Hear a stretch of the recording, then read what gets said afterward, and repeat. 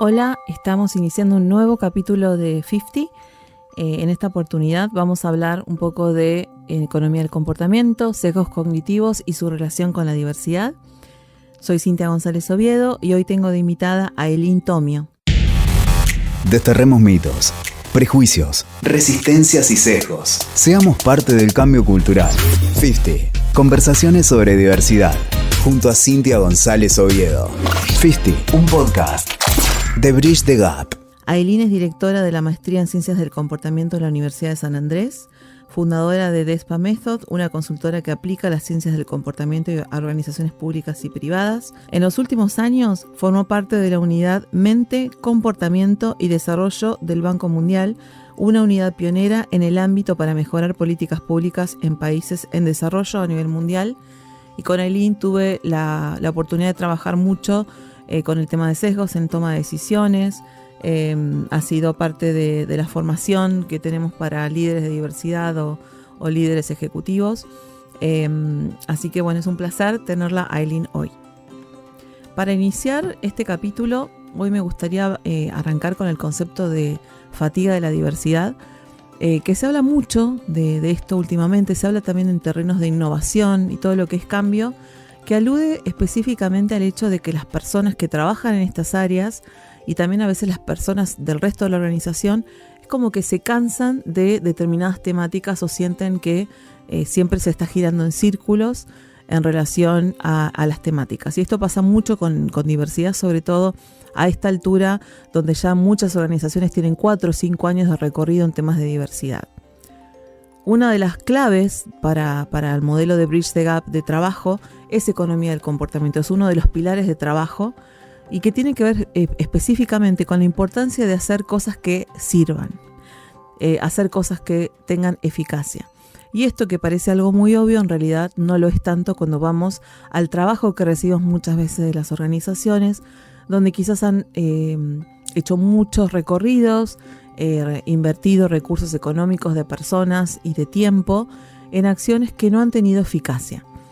La realidad es que hoy tenemos un montón de información desde las universidades como Harvard, Stanford, del MIT, de qué funciona y de qué no funciona en términos de diversidad. Y sobre todo cuando la agenda de sesgos cognitivos y todo lo que tiene que ver es una columna vertebral de los temas de diversidad, el tema de los sesgos para la toma de decisiones, sobre todo en puestos directivos, está siendo una agenda de management y de liderazgo central en la vida corporativa. Sobre todo esto vamos a hablar y conversar hoy con Eileen, así que los invitamos a un nuevo episodio de 50.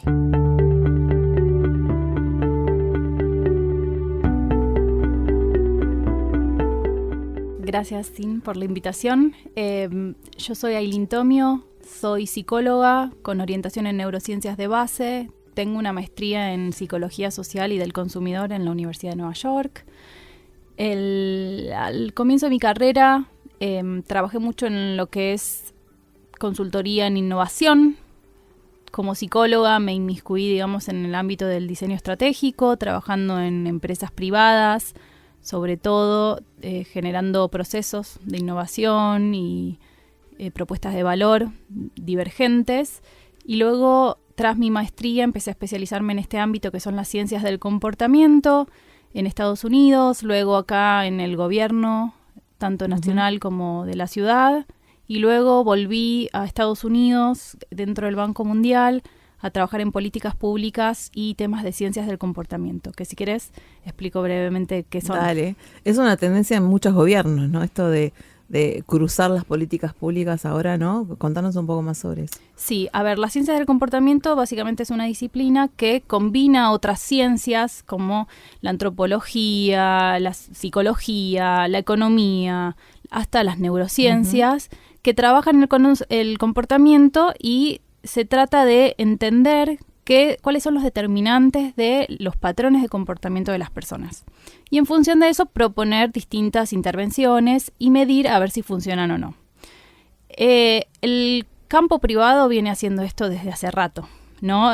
No voy a mentir diciendo que muchos de los conceptos que usamos, el marketing ya lo venía usando desde hace bastante tiempo, desde otra mirada probablemente, y se volvió más famoso este ámbito en la esfera pública porque los gobiernos no utilizaban este concepto de pensar en las personas, en el ser humano que hay detrás de cada una de las políticas públicas y las dificultades o, al contrario, las cosas que promueven que una persona se comporte o no se comporte de una manera adecuada para vivir en sociedad. Una de las cosas que, escuchándote, me trajiste, trabajé mucho en marketing y publicidad mucho tiempo en mi vida corporativa, digamos, anterior, y estudié psicología y conducta del consumidor en la UBA. Claro, esta ruptura, digamos que no hace tanto de pensar que las decisiones que tomamos las personas no son racionales, sino que hay un montón de otros determinantes, como que fue una gran ruptura, más allá de que para las psicólogas Freud ya rompió esto hace más de un siglo, pero bueno, en el mundo de pensar el consumo de los productos y servicios quizás es más reciente. Y sobre todo esto de vincularlos a, primero, entender que la forma en la que pensamos qué funciona y qué no funciona es algo muy reciente, y bueno, esto que es tu expertise, ¿no?, con las políticas públicas, y qué sería que algo sirva o no sirva en ese sentido. Bueno, desde las ciencias del comportamiento hay un concepto que es muy famoso, que son los sesgos cognitivos, que tienen que ver con esto que vos decís de que el ser humano no es completamente racional, sino que al contrario, muchas de nuestras decisiones cotidianas están determinadas por cuestiones que son más intuitivas, emocionales, basadas en la experiencia y que por lo tanto no son del todo conscientes. Y por lo tanto, si vos haces una entrevista o una encuesta, sobre todo las encuestas cerradas, no asumas que la gente va a saber por qué razón compra cierto producto u otro, por qué razón se comporta de tal manera o la otra, porque hay muchos determinantes que no estamos, digamos, conscientemente alertas y no los entendemos del todo y por lo tanto no podemos justificar en su completitud por qué nos comportamos tal cual. A raíz de eso, los sesgos cognitivos, digamos, el sesgo cognitivo pasa a ser esta manera de pensar más bien parcial que tenemos, que no es racional, sino al contrario, que es como una heurística que utilizamos para tomar decisiones rápidas en ciertos contextos. Estos sesgos se volvieron muy famosos. Sí. Y empezamos a hablar de sesgos por todos lados hasta el punto de que en un momento salió me acuerdo que era un paper que decía hay más de 150 sesgos cognitivos. Sí. Buah.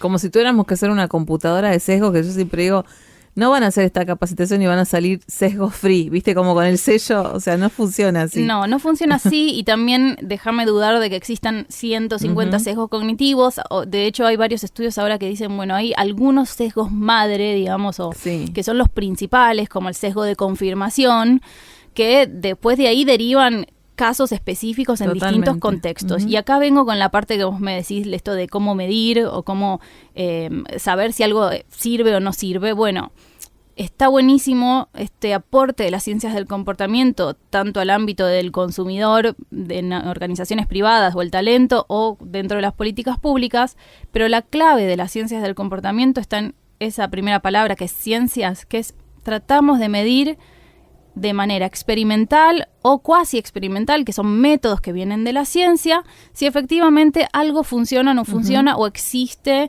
digamos, como determinante de la conducta. Y eso lo hacemos justamente trayendo estas metodologías del método científico, que es, bueno, dividimos, no hacemos una intervención para todos, sino que dividimos grupos, que tratamos que esos grupos no difieran en, digamos, variables importantes entre sí, que sean similares, y a algunos les metemos una intervención y a otros no, y vemos si efectivamente algo cambia en función de nuestra intervención, o si no, fue una cuestión del contexto que hizo cambiar ambos grupos, o no hubo ningún cambio. Muchas de las cosas que vemos ahí, las dos, con lo que cada uno en su ámbito, lo que vemos son cosas, yo digo, de la psicología más básica o de la ciencia más básica, no son cosas novedosas, pero que cuando llegan a las empresas a veces se transforman en un boom.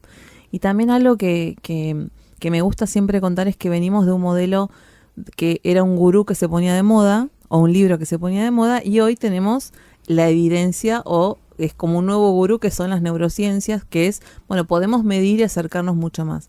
Y a pesar de todo eso, de que esto es como algo obvio, también me gusta poner un ejemplo de, por ejemplo, cómo funciona a veces recursos humanos de una empresa, ¿no? no sé, tal empresa de la competencia hizo tal cosa, vamos a hacer lo mismo. Que sería igual a que venga un paciente y yo, a cada paciente que pase la puerta, como, no sé, como psicólogo o terapeuta, haga exactamente lo mismo con todos los pacientes. Cuando lo pensamos así es tan ridículo, pero lo cuento siempre a los departamentos de recursos humanos, digo, así trabajan ustedes. Y es súper interesante lo que mencionás porque... Me gusta mucho usar esa analogía, porque ahí se queda como claro. Es tal cual, es buenísimo. Y además, esto es lo más loco de todos, en ciencias del comportamiento utilizamos mucho esto de revisión bibliográfica, tratar de ver qué evidencia existe, qué se hizo en el pasado, y eso está buenísimo. Pero lo que estamos viendo, los resultados que se están viendo, es que no podemos trazar principios generales de cómo funcionan los seres humanos en todos lados. Exacto. No, depende del contexto. Depende del contexto, qué cosas te influyen y hasta tu personalidad va a cambiar, depende del contexto. Entonces, no es que podemos decir unas personas así, este grupo de gente es asá. Totalmente. Y trayendo un poco el ámbito de los negocios, una cosa que yo siempre abogo es que se deje de usar la segmentación clásica de hombres, mujeres, jóvenes, viejos. No, es tremendo. Basta, porque ya sabemos que de vuelta depende del contexto si una persona adulta adopta o no rápidamente una tecnología. Depende del momento, depende de que hagan sus pares, hay un montón de determinantes. Lo mismo mujeres y hombres, los roles que adquieren muchas veces tienen un fuerte componente cultural y contextual, que si vamos a asumir que todos somos tal cual y no vamos a cambiar a lo largo de la vida, estamos equivocados. Y más en un mundo tan cambiante como hoy en día, donde se están rompiendo un montón de parámetros que antes pensábamos que eran fijos. Entonces, en ese sentido, lo contextual y hacer un buen diagnóstico y entender para qué y sobre quién vas a generar algún cambio es clave. En varios capítulos de 50, del podcast, hablamos de algunas de estas cosas, ¿no? Hoy estamos en un mundo de una hiperfragmentación como nunca ha ocurrido en la historia de la humanidad y cómo esto impacta en el marketing, que ya no podemos segmentar nivel socioeconómico, hombre, mujer, ¿no? Hoy estaba hablando con un cliente y me traían un análisis que habían hecho de la cultura de la empresa, de los 5 arquetipos, no sé qué, y yo... Y obviamente uno entiende que hay que tipificar y necesitamos entrar en algunas clasificaciones y etiquetas porque si no sería imposible abarcar la diversidad, la hiperfragmentación de las audiencias, todos los cambios que son aparte vertiginosos, múltiples, pero digamos es una gran razón de por qué la diversidad hoy como mindset, como paradigma es tan importante para entender el mundo en el que vivimos. Sin duda, y ahí te agrego que una de las cosas que yo... Tal cual decís, uno tiene que tipificar hasta cierto punto porque si no, no puedes tratar de predecir, ¿no? Cómo se va a comportar tu cliente o tu talento y tratar de hacer alguna acción en pos de ello, ¿no? Necesitas agrupar.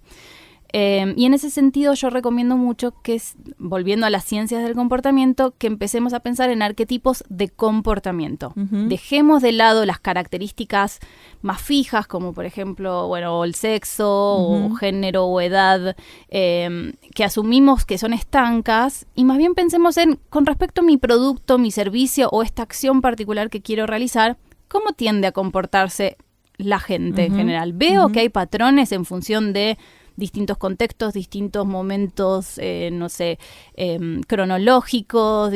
Veamos qué factores ahí influyen, pero desde el lugar del no prejuicio, desde no esas categorías estancas que trabajamos siempre. Por eso el foco en el comportamiento. Lo que acá me importa a mí es si esa persona con respecto a mi producto o servicio tiene un comportamiento específico o no.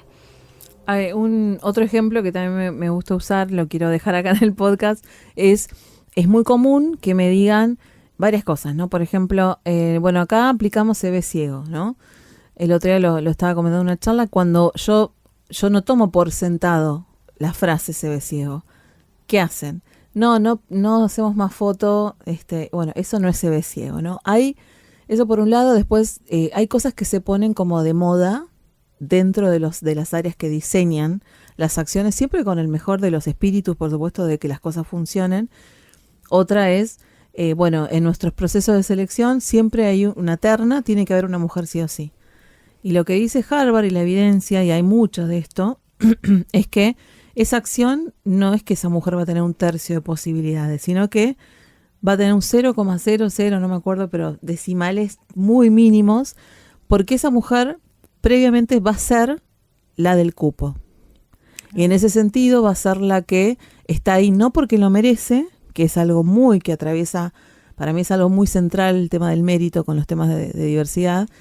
No va a ser la que lo merece, sino que está ahí porque, bueno, como es mujer la pusieron ahí. Y esto está pasando mucho en las compañías. Pero por otro lado, Recursos Humanos dice, ay, están re orgullosos, a veces estamos teniendo esta medida. Entonces, es como este ejemplo, hay un montón de cosas que se hacen, que se suponen que van a funcionar, y después cuando no funcionan es, bueno, ¿ves que la diversidad no funciona? No es que no funciona, es que las medidas que tomaste, las acciones, las políticas, no estaban basadas en evidencia, no funcionan para tu compañía, para tu país, etcétera. Tal cual. Y en eso destaco esta idea que también viene de la evaluación de las intervenciones que uno realiza, los programas que uno desarrolla, que tiene que ver con cuáles son tus objetivos y setear muy bien un objetivo a corto, mediano y largo plazo. Nosotros le llamamos eso teoría del cambio. Es decir, si yo voy a hacer una intervención para cambiar un comportamiento, ¿qué comportamiento busco cambiar a corto plazo? Que en ese caso, por ejemplo, es que haya una mujer más en todas las entrevistas de recruiting. Bárbaro. Pero ese no es mi objetivo a largo plazo. Yo quiero que esto sea un paso para otra cosa. Y ahí entonces pensás de mediano y largo plazo cuáles son tus objetivos y qué otras acciones complementan y ayudan a que eso se transforme en un hábito, en una realidad nueva. Me parece que si uno no lo empieza a pensar de esa manera, obviamente te quedás en el corto plazo, en los cupos. El cupo tiene que ser un paso hacia, no puede ser el cupo en sí mismo. Y tampoco es en cualquier momento, ¿no? No es, bueno, ¿qué hacemos? Haces una primer charla de diversidad y la típica pregunta es, bueno, pero y empiezan con el cupo. O sea, es algo que genera una resistencia enorme. Y aparte, yo conozco tan pocas empresas que tienen cupo, aunque es verdad que hoy en directorios cada vez más, a veces accionistas mismos preguntan a las compañías, bueno, ¿cómo es tu board? ¿Cómo está compuesto? Hay políticas que cumplir en determinados países, pero es una preocupación de nuestros países que esto no ocurre, ¿no? Pero es como un tema central. Entonces, esto que de vuelta lo contamos y es tan lógico, no ocurre después, ¿no? Entonces ves quizás años de hacemos charlas, hicimos esto, hicimos lo otro, pero nunca con un pensamiento a largo plazo. Hoy también estaba comentando esto de, no sé, hacer charlas de conceptos. Y una de las cosas que proponemos siempre es la charla de conceptos es el paso 8. Primero tenemos que trabajar la actitud al tema, primero tenemos que trabajar la disposición, después el concepto entra y queda, pero primero tenés que vender el proyecto. Y eso es algo que también no lo vemos que se efectúa.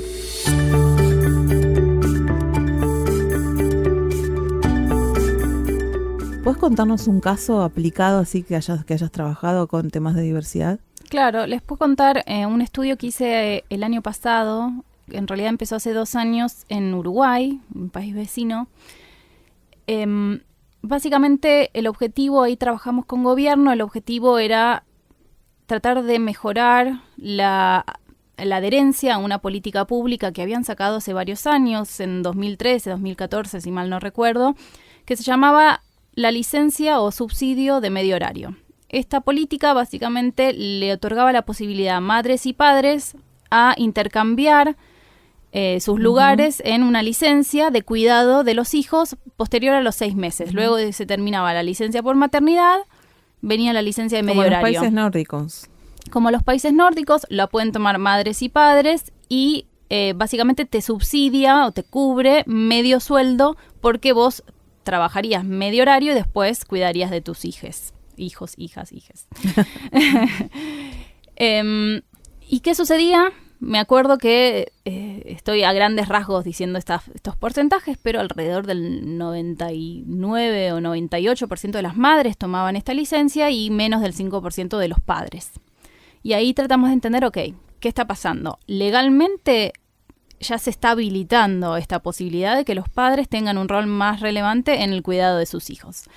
Pero por alguna razón en la práctica no sucede. En las empresas pasa igual con las medidas. Exacto, bueno, empecemos por ahí. Sí. Está buenísimo tener medidas, ahora tenemos que entender qué otros factores pueden estar influyendo en que una persona pueda o no pueda tomar esa medida. En este caso lo que hicimos fue un diagnóstico primero cualitativo, que es hablar con madres y padres tratando de entender qué estaba pasando, por qué los padres no están tomando esta licencia de medio horario. Dentro de lo cual encontramos que principalmente no se preguntaban, entre parejas, no se preguntaban quién tenía que tomar la licencia, asumían que dado que a la madre le dan la licencia, y está esta idea histórica de la madre cuidando a los hijos, que es ella la que la va a tomar. Si ya tomó la de maternidad, naturalmente debería seguir a la siguiente etapa, que es la de medio horario. Entonces nunca se daba la negociación en la pareja de quién toma esta licencia y quién no. Segundo, había un tema de la lactancia. Esta idea de que la única que puede darle de comer a un niño tan chiquito es la madre mientras está dando la teta. Que esto entiendo que es complejo esta discusión, pero existen alternativas que hay líneas incluso en lo que es psicología perinatal, hay líneas distintas de ese... Sí. Posicionamientos distintos, digamos. Por eso es controversial. No me voy a meter en este tema porque no da para mucho rato. Nos vamos por otro podcast. Pero exacto, pero este era un tema. Entonces, ¿qué decidimos hacer? Decidimos hacer un experimento, como les dije antes. Esto de algún grupo de la población le vamos a mandar un tipo de información, a otro tipo, y teníamos un tercero con un último tipo de información. Y ahora les cuento qué quiere decir tipo de información. Básicamente armamos mensajes, tanto de texto, por chat, por WhatsApp, como por mail, en donde en el primero solo le dábamos información de que existía esta licencia, ¿no? Y las características que tiene la licencia para que tengan toda la información necesaria. Que esto es la clásica política pública. Saco una ley de algo, te doy información sobre esto. Clásico. Al segundo grupo de personas les enviamos ese mismo mensaje informativo con un testimonio de un padre contando su experiencia positiva de haber elegido tomar la licencia y haber cuidado esos siguientes 6 meses a sus hijos. Y el tercer mensaje tenía más que ver con la planificación. Le dábamos la información de la licencia más tips de cómo charlar entre tu pareja sobre cómo alimentar a tu hijo, si no es con la teta directo, cuánto tiempo cada uno se puede turnar, etcétera. Y además teniendo en cuenta los contextos, estamos hablando de un país latinoamericano, roles de género tradicionales, exacto, machismo, o sea, te estás metiendo, o sea, obviamente esto es política pública, pero son conversaciones que tienen que ver con las creencias socioculturales de qué es lo que está bien, qué es lo que está mal, cómo se cría, ¿no? O sea, tantas cosas que corren por debajo. Totalmente. Y en este caso particular, bueno, nosotros creímos que, o nuestra hipótesis era, hoy en día no se discute, se da por sentado que es la madre que cuida. Por lo menos eso en el diagnóstico lo habíamos visto. Entonces dijimos, planteémosles de que lo hablen. Con que lo hablen ya es el primer paso al siguiente, que sería que tomen la licencia. Y efectivamente vimos que estos distintos mensajes, contra un control, había personas que no recibían ningún mensaje, tenían más impacto. Y lo vimos porque luego de haber enviado estos mensajes hicimos una encuesta a un subconjunto de esos grupos de personas y además teníamos la información administrativa de si habían tomado o no la licencia. Y vimos una diferencia, sobre todo la madre cambió mucho la perspectiva, de repente en la encuesta se mostraban muchísimo más dispuestas quienes recibieron estos mensajes a decir, sí, lo voy a discutir con mi marido y sí estoy dispuesta o me gustaría compartir esa licencia junto con mi marido. En hombres, el mensaje que más impacto causó fue el del testimonio. Y esto es uno de los principios de ciencias del comportamiento. Aunque creamos que no, nuestros amigos, nuestros colegas, quienes están alrededor nuestros, nos influyen. Sí, totalmente. No nos damos cuenta, pero tendemos a comportarnos de manera similar, a tratar de vestirnos de manera similar. O sea, nuestra originalidad está mediada por en qué grupo, con quién nos identificamos y con quién nos relacionamos. Y efectivamente los hombres, cuando veían que otro hombre había participado de esto, eso había impactado en sus creencias sobre este tema. Y además en la masculinidad, digamos, tradicional, tiene mucho peso, digamos, cómo el varón es visto por otros varones y viceversa. Que es algo que no ocurre, ocurre distinto con las mujeres. De vuelta, estamos hablando de generalizaciones, pero bueno, es interesante, ¿no? Esa correlación. Sí, totalmente. Lo que sí vimos que era un obstáculo y no pudimos trabajar en este específico experimento es el tema de las empresas. que es algo que quedó pendiente y a mí me parece súper relevante. En el diagnóstico nos dijeron que no es lo mismo que una mujer vaya a pedir la licencia que un hombre a su jefe le diga me voy a tomar la licencia. Porque nadie se espera que un hombre venga y te diga no, por estos meses no me vas a ver medio tiempo porque voy a cuidar a mis hijos. Es algo que no están acostumbrados. Y esa sorpresa y esa no predisposición del otro lado obviamente influye en que hay muchos hombres que no se animan a decirlo, porque hay consecuencias negativas de comportarse diferente a la norma, ¿no? Me hiciste acordar a un cliente donde tenían, de vuelta, está la política, ¿no? Los varones se pueden tomar 30 días de licencia, mucho más que el marco normativo, que en Argentina son 2 días, bueno... Es uno de los países más atrasados en ese sentido de Latinoamérica. Hay países que están mucho mejor, pero ninguno llega a 30 días, ¿no? Y una de las cosas que ocurría es que, bueno, estaba la política, pero los varones no se tomaban la licencia los 30 días. Y cuando andamos un poco, bueno, ¿por qué? Bueno, no, me voy a atrasar. O sea, yo me tomo 2 semanas, todo bien, pero después yo necesito, porque si no siento que estoy... me empiezo a encontrar una situación de desventaja respecto a lo que está pasando. Y es como, bueno, bienvenido al mundo de las mujeres, ¿no? Eso por un lado. Después, algo que está bueno es contar que la evidencia dice que la paternidad es un rasgo que se empieza a valorar positivamente dentro de un perfil profesional. A la inversa, la maternidad empieza a tener una connotación negativa para las carreras de las mujeres, justamente por esto de que, bueno, se va a ir a llevar a los chicos a la escuela y no van a esperar que un varón, y inclusive los papás millennials que están con una tendencia de querer ocupar mayor tiempo en las tareas de cuidado y desafían un poco esto en las empresas, también se encuentran con empezar a tildar de, bueno, te estás buscando una excusa para irte del laburo. Estás buscando una excusa, entonces al final sos un vago, y no empezás a ser un candidato atractivo para promociones. Entonces, si no diseñás todo un buen ecosistema integral que mire todas estas cosas, la política queda una política vacía o muerta, una política que nadie la toma y que no tiene eficacia. Entonces la conclusión muchas veces es, ven que no sirve, y la realidad es que no se trabajó de manera integral todo este impacto, ¿no? Totalmente. Y ahí vuelvo a algo inicial que también trabajamos desde Ciencias del Comportamiento, que muchas veces a mí me preguntan para qué sirven, ¿no? ¿Cuál es tu incumbencia? Y la realidad es en todos lados.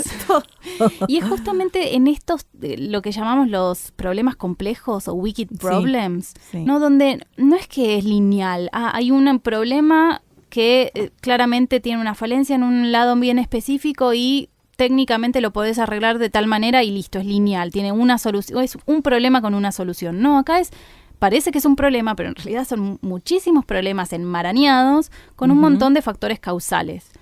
Y mucho de mi trabajo con empresas, con gobiernos, es que tratar de desenmarañar la problemática y no salir con listo, lo solucionamos de esta manera porque, como vos decís, lo hicieron la competencia o ya se hizo en Dinamarca.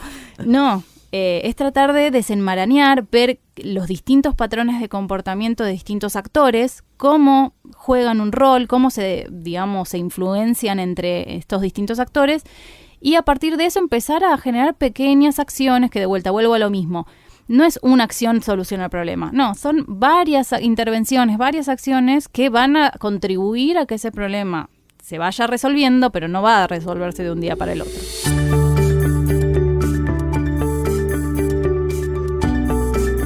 Les vamos a contar a todos los que nos están escuchando de distintos países un caso que a mí me encanta.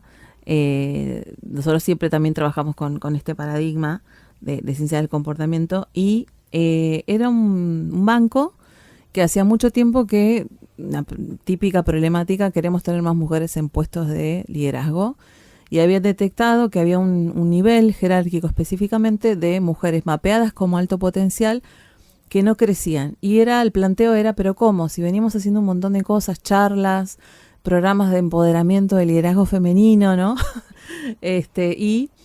Además tenían como una tasa de 70% de los nuevos ingresos tenían que ser mujeres.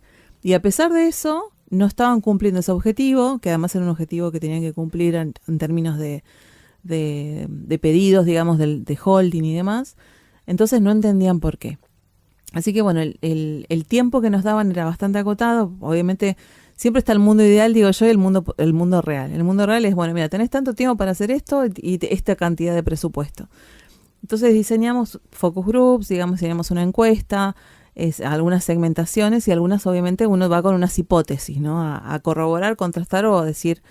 Y una de las cosas que encontramos, para resumirlo, era que primero que nada las mujeres decían acá, la empresa te da todo lo que necesitas. Entonces, si no lográs llegar es porque no te alcanza.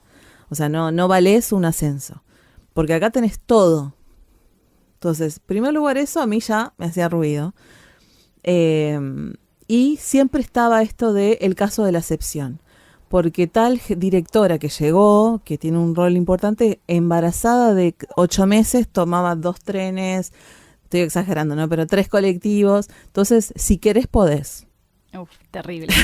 El mantra ese es muy dañino. Entonces era claro, es la excepción que te dice, bueno, mira, si querés, tenés que sacrificarte a nivel embarazada 8 meses. A nadie le hacía ruido eso. Y después otra cosa que era muy interesante es que en los grupos que segmentamos por género, te decían, yo igual estoy muy bien así, porque yo salgo a las 4 de la tarde, voy a buscar a los chicos al colegio, y la verdad es que un ascenso en un punto, estamos hablando de alto potencial, es como que no estoy en este momento para un ascenso porque me implicaría mucho más. Y la pregunta, cuando hablamos con los varones, obviamente esa pregunta no estaba esa preocupación de sí, alguno iba a buscar a los chicos al colegio alguna vez, pero su foco era su carrera. Entonces ya ahí había, si tu mapeo de alto potencial tiene esa diferencia de género, no estás mapeando alto potencial de igual manera.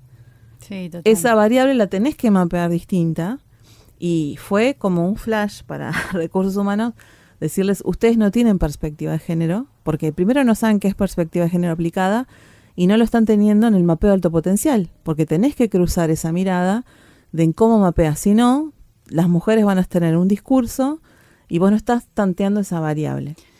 Sí, me parece súper interesante el caso. Fíjate cómo ahí tenemos varios sesgos cognitivos dando vueltas, ¿no? Esta idea de el sesgo de confirmación, de no, sí hay un caso, te traigo el caso. Y todos los casos que no lo lograron, ¿no estás prestando atención a eso? Hacían campañas de si vos querés, podés, de la actitud es lo más importante. Hacían campañas internas de comunicación, y ¿entendés? Con un montón de dinero invertido. Ese mantra para mí es muy dañino y también está relacionado a un sesgo cognitivo que se llama el sesgo actor-observador.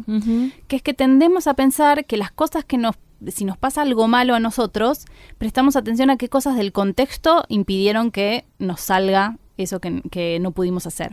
Versus cuando miramos a otro, atribuimos a su personalidad que no haya logrado algo. Es una cuestión de dónde está tu foco de atención. Sí, total. Y esto pasa mucho en el tránsito, ¿no? Siempre el que choca, nunca fuimos nosotros. Fue el otro que hizo tal maniobra que no debía hacer, mientras que si vemos a alguien chocar, es esa la persona que chocó, claramente maneja mal, claramente tiene tal y cual característica que hizo que no maneje bien. Es muy típico ese sesgo que sucede en nosotros y en este caso es tal cual. El que llega ve todo lo que le costó internamente. Ahora, y reproduce su discurso además. Totalmente. Y en los programas de mentoring, además de mujeres, mentorean a las mentís con el mismo discurso. Me crucé con muchísimas mujeres exitosas que eran lo menos feminista que vi en mi vida. Claro. Porque justamente como ellas lo lograron y atribuyen ese logro a sus capacidades personales y no al entorno, que claramente seguro que hubo una habilitación en su entorno que les ayudó. Que no quita su capacidad y su brillantez. Sí, total. Que se hayan esforzado, total. Obvio. Pero no ven luego que otras mujeres se esfuerzan de la misma manera, pero si no tienen ese mismo entorno, no pueden sortear esa barrera. Me hiciste acordar cuando empecé a emprender hace muchos años, fui a un evento de esos eventos power femeninos que empezaron a ver, y yo me acuerdo de que miraba para todos lados porque yo lo único que veía en el escenario eran mujeres millonarias que hablaban de sus emprendimientos, sus negocios fabulosos. Y yo miraba para todos lados como diciendo, a nadie le hace ruido esto, y me sentía tan sola, me movía en la silla de la incomodidad, que no quitaba que eran ellas espectaculares, inspiradoras, o sea, no quito una cosa, pero son temas como tabú. Y en las empresas también algo que pasaba, bueno, cuando hicimos ese estudio, también contrastamos con los varones de alto potencial, y ellos también se iban a las 5 de la tarde. No es que se quedaban hasta las 8 de la noche, o sea, había algunos pedidos, algunos espacios de networking que eran limitantes, pero y después cuando vos presentás los resultados, pasa que a veces la empresa tampoco quiere recibir la verdad, porque eso implica mover un montón de cosas de las estructuras de poder. Entonces es como, listo, buenísimo, gracias, y seguimos con lo mismo. Entonces hay como, obviamente, vos podés medir y demás, pero después hay que ver si hay agua para realmente hacer un cambio, y si realmente ahí te das cuenta si tenían ganas de hacer cambios o no. Sí, es un tema, esto que vos me decís de una vez que uno mide, tiene que accionar. Es un tema importante que, digamos, para quienes nos estén escuchando, si trabajan en una empresa o tienen su propia empresa y deciden tratar de hacer este tipo de intervenciones, es muy relevante cómo uno recoge la información, qué capacidad tiene, cómo guarda esa información y luego qué hace con esa información. Realmente el tema y hoy en día que cada vez hay más información de cómo la gente se comporta, cómo se siente, hacia dónde va. Hay un exceso de información. Hay un exceso de información. Y cherry picking, ¿no? Elijo de dónde tomo, qué evidencia tomo para justificar. Volvemos a sesgo madre, que es el sesgo de confirmación, que de hecho no sé si lo expliqué. El sesgo de confirmación es básicamente tenemos lo que se llama cognición motivada. O sea, nosotros cuando pensamos, tenemos un interés para pensar en algo. Y llevamos nuestra atención a la información de nuestro entorno que coincide con nuestras creencias previas o nuestras intenciones. Todo el tiempo nuestro cerebro está constantemente recibiendo una cantidad infinita de información y filtra esa información y procesamos muy, muy poquitito de eso. ¿Qué procesamos? Lo que nos interesa. Sesgo de confirmación. Lo que confirma mis creencias previas. En política está full. En política, comunicación política partidaria, sesgo de confirmación es como ya lo saben. Bueno, esto es esencial. Es uno de los sesgos madres. Es que básicamente con la información con la que contamos es la que nos sirve a nosotros. Entonces, siempre está bueno tener en cuenta que cuando hablamos con otros, cuando tenemos una gran cantidad de información, pensemos cuáles son nuestros intereses y qué podemos estar olvidando o ignorando en función de eso para abrir nuestra cabeza a esa información que quizás no estábamos prestando atención.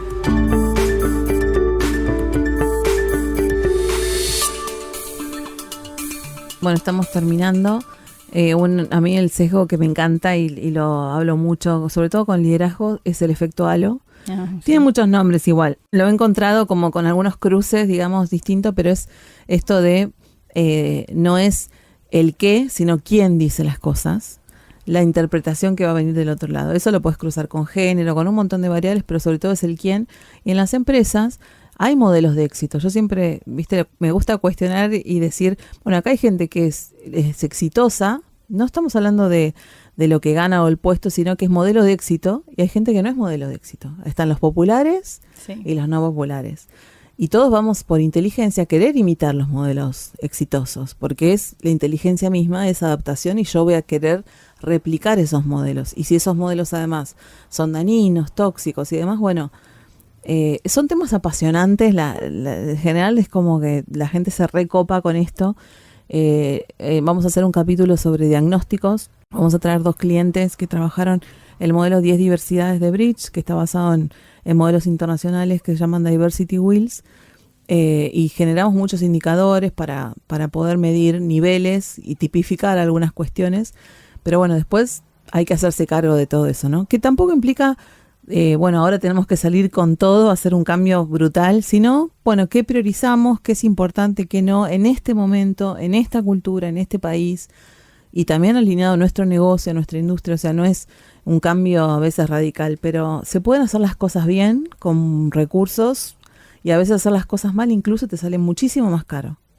Sí, totalmente. Yo creo que esta idea del diagnóstico es clave. Siempre que tengan una problemática o tengan un objetivo, hacer un buen diagnóstico y entender a las personas, digamos, a quienes ustedes quieren generarle un cambio de comportamiento, es esencial. Y luego tener en cuenta, bueno, hablamos de sesgos y hablamos de creencias, formas de comportarnos que afectan cómo la gente piensa la realidad que vive, pero el contexto, y esto también lo traigo un poco de que es lo que demuestra la evidencia, el contexto muchas veces es el principal habilitador de ciertas conductas. Entonces, no pensemos solo en cambiar un storytelling, que a mí me parece súper relevante, Está buenísimo cambiar el storytelling, cambiar la manera que pensamos y decimos las cosas dentro de la empresa, pero luego facilitemos que las conductas deseadas, ¿no?, sucedan, que sea fácil, que no haya fricciones, que no haya consecuencias negativas por empezar a cambiar esas conductas, ¿no? Pensemos eso, contexto y persona, y también lo social, ¿no? Contexto, lo social y la persona individual como distintas dimensiones, y cuán complejo es tratar de resolver estas problemáticas, ¿no? Bueno, espero que hayan disfrutado este capítulo muy nerd. Con Ailín nos gusta ser nerds. Creo que lo hicimos lo bastante. Yo trato de hacerlo muy simple, poner ejemplos. Ailín también.